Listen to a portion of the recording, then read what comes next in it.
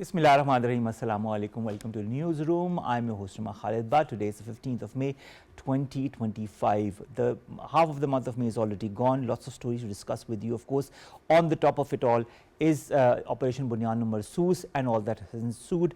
A lot of different aspects as far as this operation is concerned will be discussed during the course of this show. But first of all, we'd like to talk about the Indus Water Treaty and how the World Bank has officially rebuffed India's threats to suspend the Indus Water Treaty. Now, this is a major diplomatic setback for India as far as this Indus Water Treaty is concerned, because this is what they had always wanted. This is what they had said following the Pahalgam Phosphorus operation.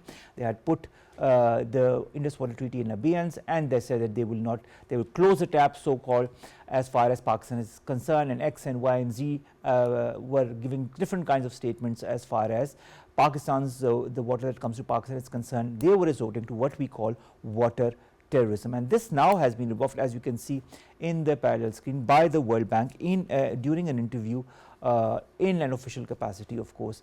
And this, of course, pours water, talk about pours water all over the statements concerning Indus Water Treaty by India. This is going to be our first segment. Then we are going to talk about the different cyber and electronic warfare that Pakistan successfully conducted against India as part of the Operation Bunyan Marsoos, or as part of the broader operation against India, because of the way India itself has been involved in disinformation campaigns on in the cyber world, and how Disinfolab and so many other proofs have pointed towards India being the main perpetrator as far as the whole disinformation campaign against Pakistan is concerned, to malign Pakistan and to falsely malign Pakistan. And this time Pakistan reacted and Pakistan responded, let's put it that way. Pakistan responded, and in this response we also showed our capabilities as far as the cyber and electronic warfare against India is concerned. This will be part of our second segment, and of course finally we will be talking about the heat wave that is going to engulf or grip most parts of the country from today. The season's first heat wave is going to push temperatures by 4 to 7 degrees Celsius above the normal, and the westerly system is to hit north by the 19th of this month. Of course, many different sectors of Pakistan are going to be affected, and we need to be extremely careful, vigilant, especially when it comes to the young children and the elderly as well. They need to take extreme precautions and care. Always carry water bottles with you and keep your head properly covered.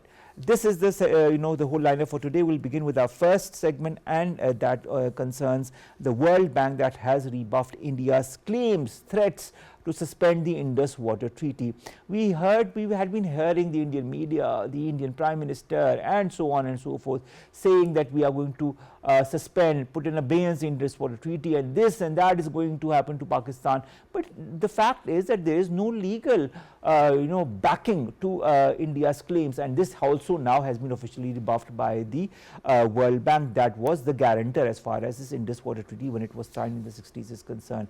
We have been joined in the studios by Dr. Pervaiz, Amir, who is a water expert, and will also be joined by other guests online during the course of the show. We'll begin with you, sir. First of all, the last time we talked, Dr. you were quite passionate about the whole scenario. A lot has changed since the last time we met, and now a ceasefire has happened, and Pakistan's stance has been reinforced by most of the countries across the world apart from India. But nevertheless, when we look at the Indus Water Treaty, this is something that the Indians and the Indian media continue to talk about, that they are going to close Pakistan's water, they are going to do X, Y and Z. How significant is the World Bank's recent clarification on the Indus Water Treaty that rejects India's repeated threats of unilateral suspension? What message does this send to the global community also about respecting international agreements? I think it's fairly loud and clear, and especially from the horse's mouth, in terms of it's a textbook response which is given. If you look at the treaty, you look at the documentation of it, it's very clear that it's between two parties, but its brokerage was done basically by the World Bank. And at that time, I want to cut a slight on the sideline. Eugene Black was the president at that time. Mr. Black is a very great statesman and a banker, a very banker of repute. He told the Pakistan president at that time that this is the second best solution for you. If you could fight them now. If you can't fight them, take it as a second best solution. I mean, Pakistan was basically giving up 3 rivers. Pakistan was in a very different stage at that time. Pakistan is in a very, very, very different stage right now. So just as a reminder on that, I think what the president of the World Bank has made it very clear that, look, you're not going to, neither party can walk out of it unilaterally, number one. He's also mentioned the dispute resolution mechanism, that if there's a grievance, you go with a expert opinion or you go with the arbitration clause. These are the only 2 resolutions which are available legally for either party. So this one-sided abeyance or the suspension, you cannot do that. In our last program, I was very vocal about that also. Yes. You cannot do that. Now, since India is in a tight spot, they want to separate this issue as a bilateral issue. It's not a bilateral issue, especially when Mr. Trump came in. Yesterday there was an offer for a meeting over a dinner. The parties should meet over a dinner. So the international community, because it got involved when the conflict really took up heat, it got involved the international community. So they want, it's not only a brokerage between these 2 plus. India would love that you just keep it to the 2 countries. It's not going to be like that. It's an international issue. Secondly, you cannot separate the IBT from the Kashmir issue. They just go hand in hand, you know. So I think the World Bank has spoken its mind. Its good offices are available to both countries if they want to knock at those doors. If there is a grievance over there, no specific grievance was put over there. You don't take the pretext of some one incident and you blow out that we're going to throw out this treaty. Agreed. Air Commodore Khalid Chishti Saab, defense analyst, joins us online as well. Chishti Saab, thank you very much. It's a pleasure when I see or hear from you because, of course, we look forward to your points of views on different issues, particularly post the Pahalgam false flag operation. Now, coming to the Indus Water Treaty, sir, given that the World Bank has firmly stated its role as a facilitator, not a mediator in this treaty, how does this impact Indian attempts to redefine the terms of the agreement or seek modification without Pakistan's consent? Thank you very much, Mr. Omar, for having me on Pakistan television. My take on this is that India yet again miscalculated on this front also, and they thought that because we can bully around this country, which was obviously full of resolve, which we exhibited quite late, they thought that we can unilaterally disband or suspend the agreement and let the world know that here is a terrorism, hub of terrorism, and we can have the sympathies. People may get along with us, or majority of the country may get along. It was yet another big mistake, like the operation that they undertook against Operation Sindoor. Obviously, that turned out to be a catastrophic kind of planning and the mission. Coming back to your point, as I was listening to you two gentlemen, I thought that India yet again miscalculated, thinking that probably the world is going to rally around India, which has not happened. And this is the end of the war, the condition that obviously the terms are to be still negotiated, what is the way forward. But I believe that we have a relatively much better position what we had before the start of the escalation or the actual combat when it began. Why? Because the world has started to realize that here is a country which was asking for a neutral inquiry commission or judicial commission or whatever, but India never came out with any proof, and then went into combat, faced embarrassment, and tried to obviously achieve the political gains through the military tools. India has lost a lot of credibility, to my mind.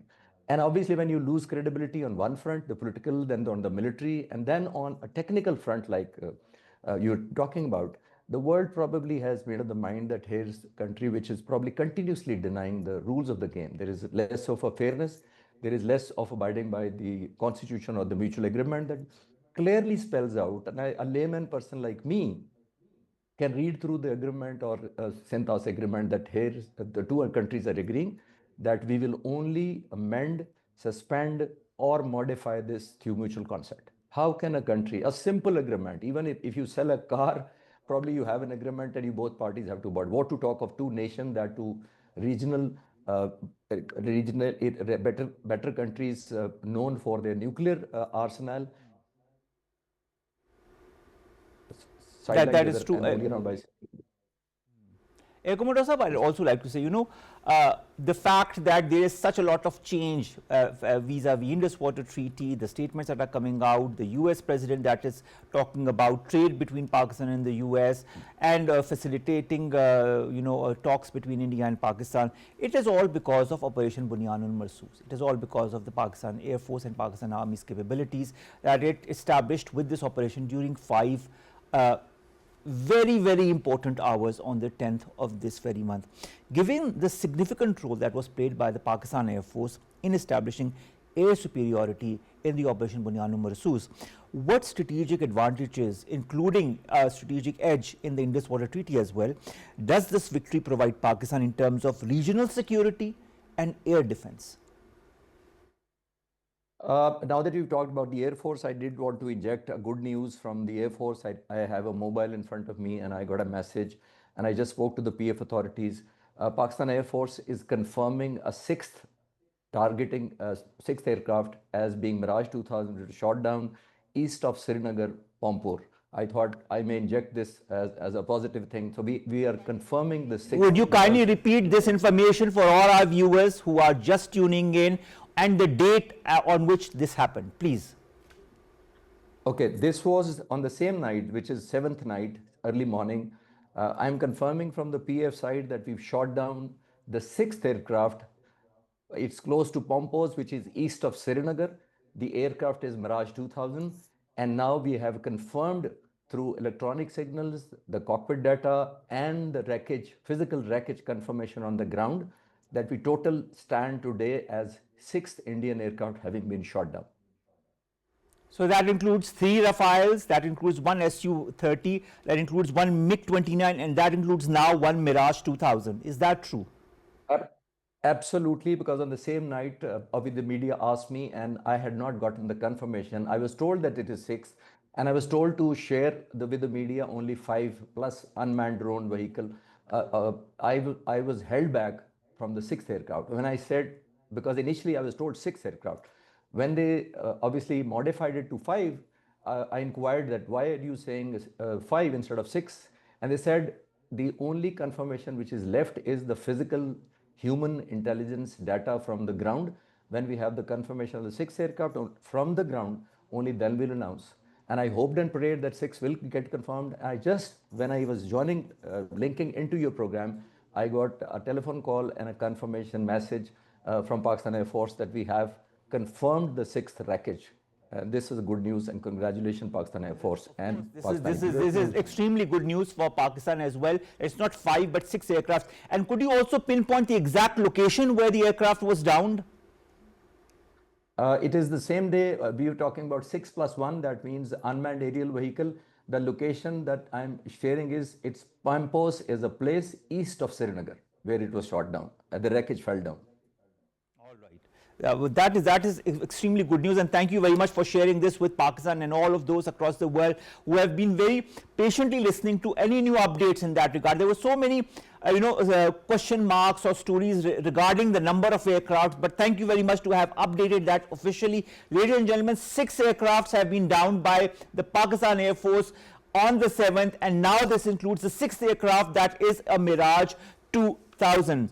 And of course, congratulations to all of Pakistan, and thank you to the for the efforts or for the strategic advantage that the Pakistan Air Force gave us that superiority, that edge in the region and in the world as well. That is such good news, Dr. Pervaiz. Yes, I am flabbergasted with it. And I mean, I was not even looking forward to that information, and that comes as a breath of fresh air as far as all of this is concerned. As far as the Indus Water Treaty is concerned, coming back to that, what diplomatic leverage now can Pakistan gain from this unambiguous stance of the head of the World Bank? And of course his name is Ajay Banga so you always thought maybe if he has an Indian origin or some other origin, maybe he will have, but he was very professional. Yeah, very professional in his point of view. What diplomatic leverage can Pakistan gain, and how can this be used to counter India's aggressive posturing? I think winners are choosers, losers are never choosers, So in this particular case, with this additional information which has come in, India needs to sit back it needs to really think through, as I was saying last time, think through professionally, what does this really mean? India cannot afford to get out of this treaty. I mean, the suspension, they know it very well, we know it very well, they cannot afford to get out of it, first. Second, what they're not realizing is that on the 3 eastern rivers which we have given them, the water does not come from India. The water comes from the ones which are using this aircraft, the Thunders and the other ones. They are the ones who control the actual cards. That's where the water gets generated. So it's not a bilateral issue, it is basically a trilateral issue. And from that instance, when the US jumps in, when the Rafales go out, and the Europe also comes in, we need to sort this out very clearly. Kashmir has to be sorted out, and IBT has to be sorted out. IBT, nothing else can be done. I mean, this treaty will continue. I just want to lay out, Khalid, 2 things over there. All right. Put a moratorium on it. This discussion can continue for 5 to 10 years. It took 10 years for Pakistan and India to negotiate that treaty. True. It was not done over a year. Yes. Put in 10 years or maybe 5 years.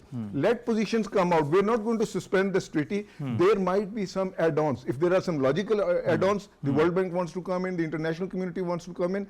The issues of Kashmir and the Indus Basin Treaty cannot be separated.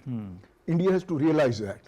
The diplomatic advantage which Pakistan gets internationally right now is both issues are now up at the forefront. If you want to avert wars, very serious type of wars, these 2 issues have to be sorted out. When Kashmir is sorted out, the IBT is automatically sorted out. This just provides us a framework to move forward. All right, that's interesting. Chishti Saab, are you still with us?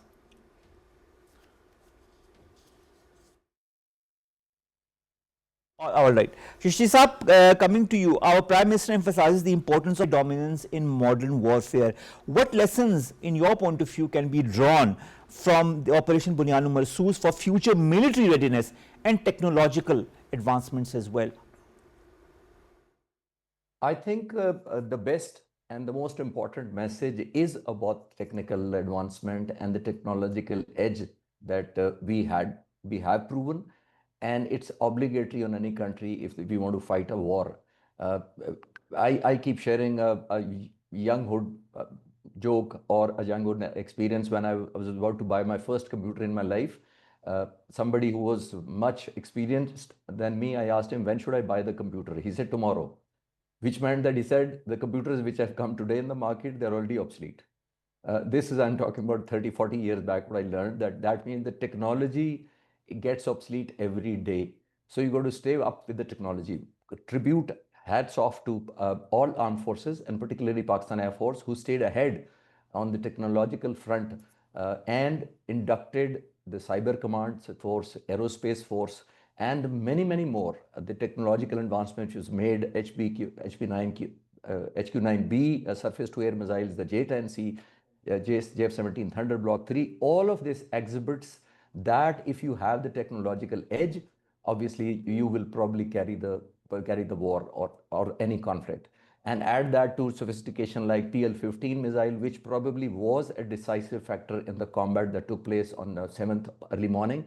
And obviously that carries, I keep calculating as a military student or students of strategy, that India had 72 aircraft in the air, an average carrying 4 to 6 missiles. So there were 400 beyond visual range missiles being flown against Pakistani 40 aircraft. Look at the ratio. It was only the technology. I totally understand that issue. We have to continue this conversation, but we have to go to a short break. We'll be back.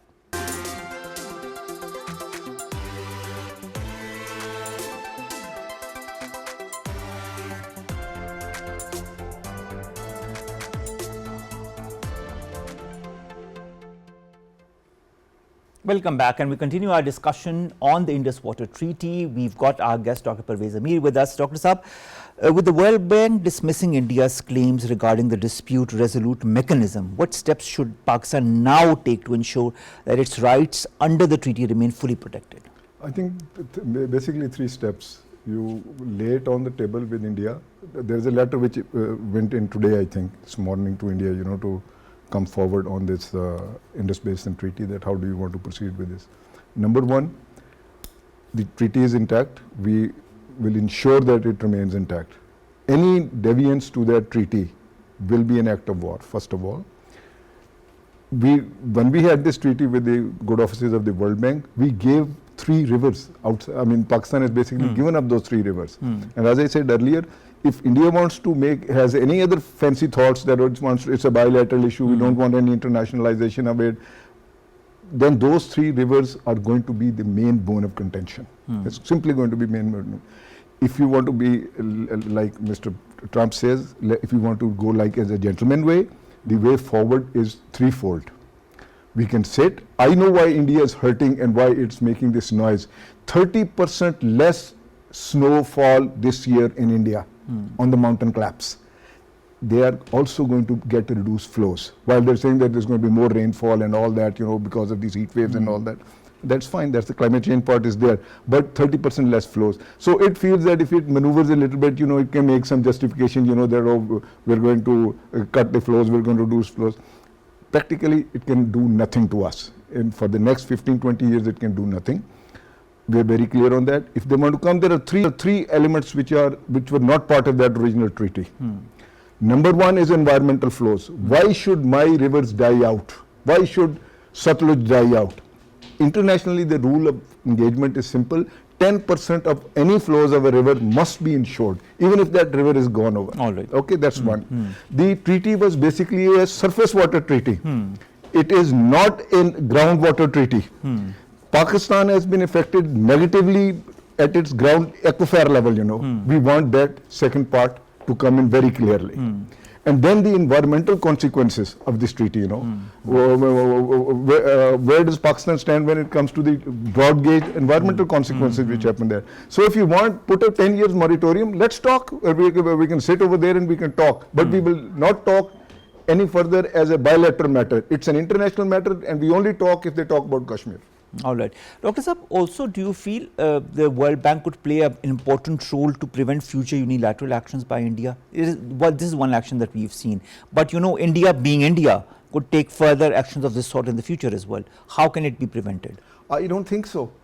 Frankly, the good offices of the World Bank are simply there when both parties say that we would like to meet up, we would like to do something. If somebody like that takes unilateral action, Pakistan's true resolves are simply an expert, appointment of an expert, or the going to the arbitration, go to the International Court of Justice, go to the arbitration. These are the legal frameworks. On a unilateral action which India has done, that's what happens. You just go and everybody takes out the guns and people will go after it. The world is watching this very carefully. They want to ensure that it doesn't come to that. That's why the United States, all these countries are coming and they're jumping in. India wants to for domestic consumption, it wants to make sure that, oh no, it's a bilateral. It's not a bilateral issue. It is an issue, as was pointed out earlier, that it's China. China is going to be very much there.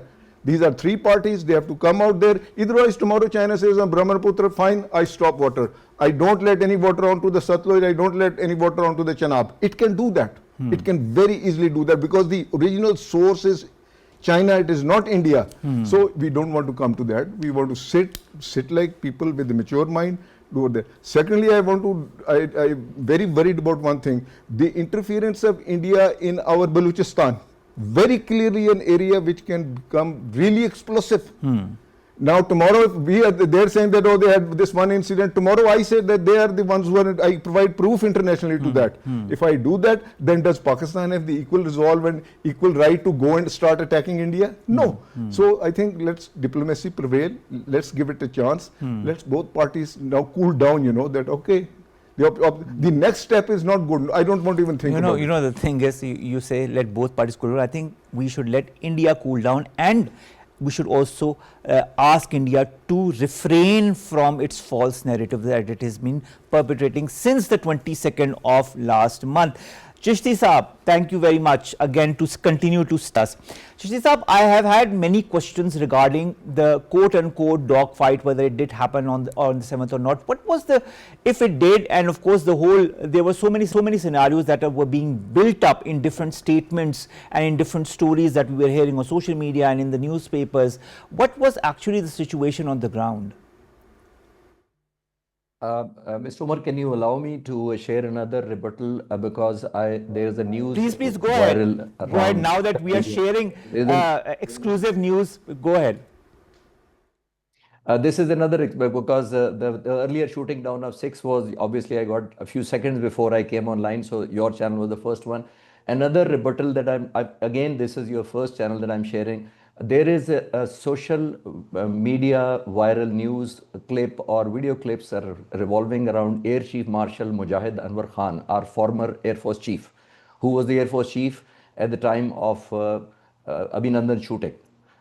The news which is spreading with his name is that he has given some kind of information that the Americans are bringing in large cargo aircraft landing into India, and probably they are about to launch another offensive against Pakistan. And Americans are helping India to go for a round 2. Today, I spoke at length with the Air Chief, the former Air Chief, and he absolutely denied that. He said, I never wrote an article, never gave an interview to anybody. I am also a witness, and you must have noticed that he never appeared on the media, even when Abhinandan had been then shot down.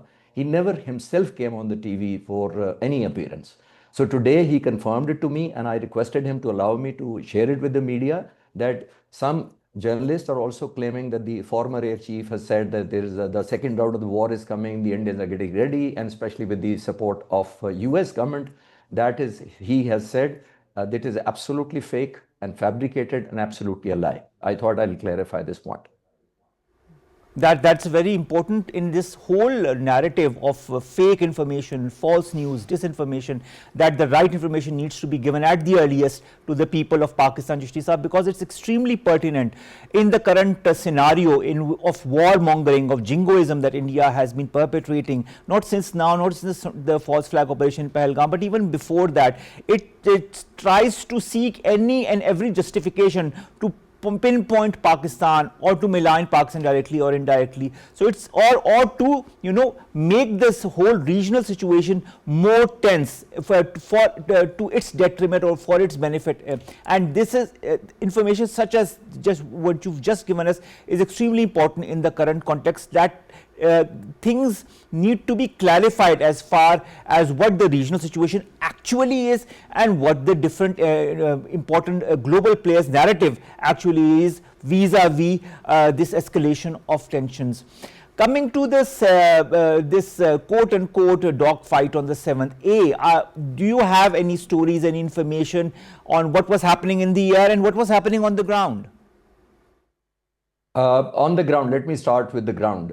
On that day, I learned I was constantly in touch with Pakistan Air Force, and it was being led from the front. Having known the air chief for many years, I came to know that he never went home for the previous 7 nights. He was in the operations room, continuously managing, controlling, planning, orchestrating the integration of any upcoming misadventure or countering any misadventure by India. The thing actually on that night, the 7th early morning or past midnight, the Indians came up with what the ISPR has already confirmed, that they came up with almost 72 airplanes. In the air, I can confirm it to you, there were 33 Rafale aircraft out of 36, and 3 aircraft, to my knowledge and my research, and I've confirmed it through my sources, that they were on some maintenance schedule, some engine or some issues with them. So 33 Rafales in the air, and rest almost 37 aircraft were beefed up in the form of Mirage 2000 and Su-30s. And let me also add another angle to you. Su-30 is a dual-seater aircraft. And when I talk about Su-30 being part of the formation, that means you have double the strength of the pilots. We were 42 pilots in the air, mostly single-seater, obviously, and the Indians were almost close to 100 pilots against Pakistani 40 pilots. And numerically also, not only the aircraft, plus the pilots itself are obvious. In Su-30, they were dual pilots, of course. This was happening in the air. Every aircraft, Indian side, was carrying 4 to 6 beyond visual range missiles up in the air, obviously past midnight, and they are locked on.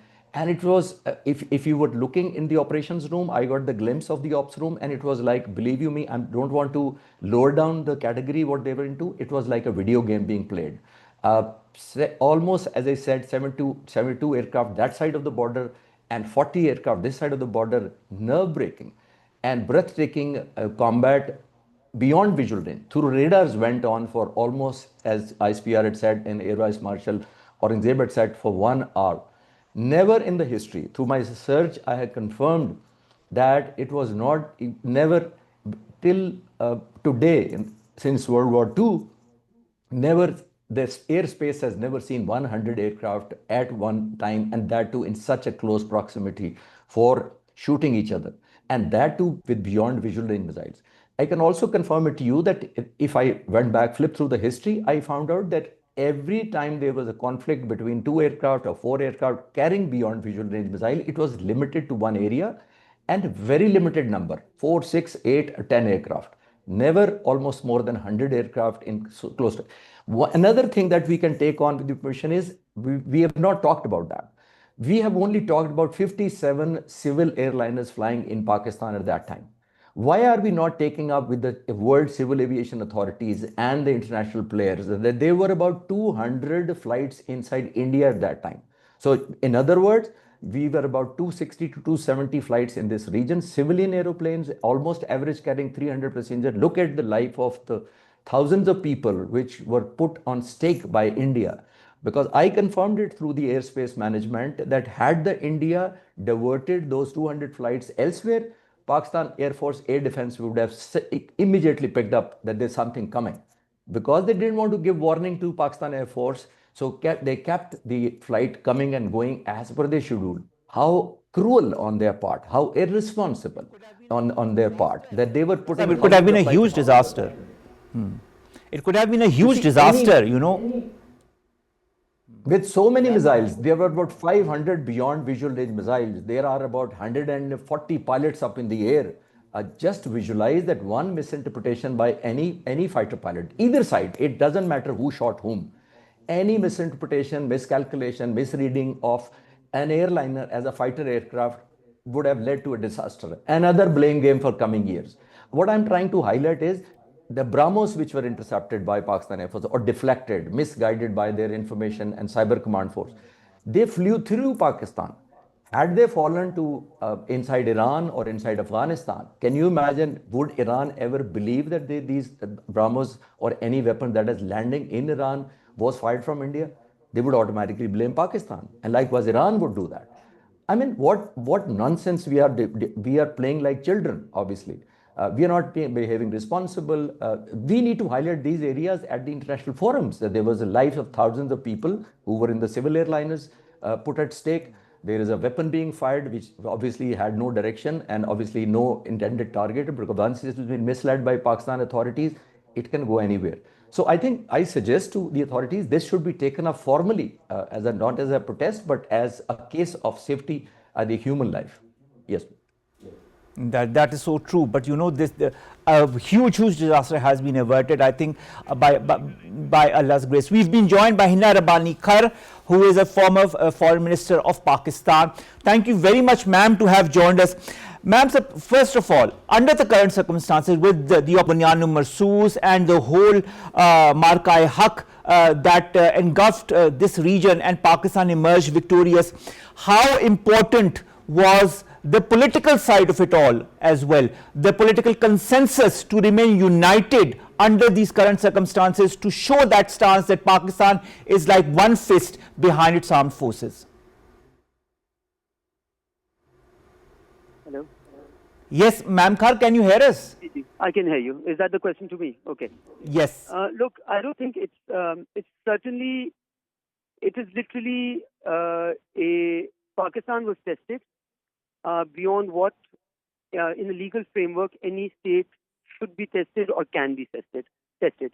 So what you could call a rogue wanting hegemonic power within the region and perhaps imagining itself to have more power over, than it actually did, decided to test Pakistan's resolve, imagining that Pakistan would show the type of restraint that it's done because of its responsibility and because of its need and its desire to have a region which is able to live with its realities and at peace with each other, at peace, so that people can prosper. Now, when Pakistan was tested, I think all of Pakistan, starting from its airmen to the kids of Pakistan who became like, meme warriors in some ways. And Pakistan showed its dignity, its restraint, its responsibility as a state, and its sense of humor as a nation. And I think what came out was and has been visible to everyone. And more importantly, what India ended up doing was trick the very massive illusion of Indian power by its own action. Pakistan just reacted to aggression, but India provoked Pakistan into that. All of that happened. So India, by its own actions, ended up breaking this whole myth of India having the capacity to be the net security provider, whereas it showed itself not even to have the capacity to be able to preserve the sanctity of its own borders. So I genuinely believe that a lot of scripts will be rewritten, a lot of assessments in world capitals will be rewritten on the entire Indo-Pacific, subcontinental, the desire of some countries to give hegemonic power or net security provider role. All of that is being reassessed because of what happened in the war theater. Because you can make tall claims and you can buy very, very expensive toys or jets, but at the end of the day, it is your ability to be able to use all the elements of state together and come out. So I don't think we should be doing a lot of chest thumping in terms of victory, etc., because victory eventually would be for India to come to its senses and seek dialogue, negotiation, to create a space for mutual respect and mutual coexistence, and to allow people to prosper. Look, states prosper when people prosper. So I am very much, thankful to God and, appreciating and feel very proud to be a Pakistani today. I think all of us do. I think what we need to do is to really enlarge that space to get internal cohesion, to ensure that we build the right ecosystem for our economy to do well, and to be inward focused and not want to, and just to, because I think we made it very clear that if anybody provokes us, if anybody illegally decides to attack us, we have both the will, capacity, capability to be able to respond in kind and maybe a little bit plus plus. All right. Ma'am Khar, I'd like to understand two things. You were on Piers Morgan's show recently. There are 2-3 aspects of that I'd like to highlight and ask your point of view as well. You, in the interview, addressed the broader implications of tensions between India and Pakistan, and you said that diplomatic avenues need to be pursued to de-escalate the situation and foster constructive dialogue. When you look at India and the way it kind of pushes back or does not want to get involved in any kind of talks whatsoever, what are the avenues that Pakistan has now under the current situation when the US is also calling for talks between India and Pakistan? Please do not underestimate to how India has down the entire architecture of its own making, or if its own, or its own desire of 3 things that they held very, very precious with all their strategic partners, and the US is obviously one of them. One, that there will be no equivalence with Pakistan. What did President Trump do? He made it completely a relationship which was that between equals. He talked about the Pakistani leadership, he talked about the Indian leadership in exactly the same way, and he basically hyphened India-Pakistan on its strengths and on the role that he played. The second thing that India had desired over the last decade plus and thought it had ensured was that no partner of India would ever talk about Kashmir as disputed territory and would agree to India's claim that it is an integral part of India. What did President Trump do? He said this is a dispute of centuries, of decades, and I would want to come and resolve it. It is a dispute not only because President Trump says it, it is the dispute because the Security Council resolution, Article 25, all of us signatories, calls it a dispute until resolved between the 2 states through a plebiscite. The third thing that India always wants to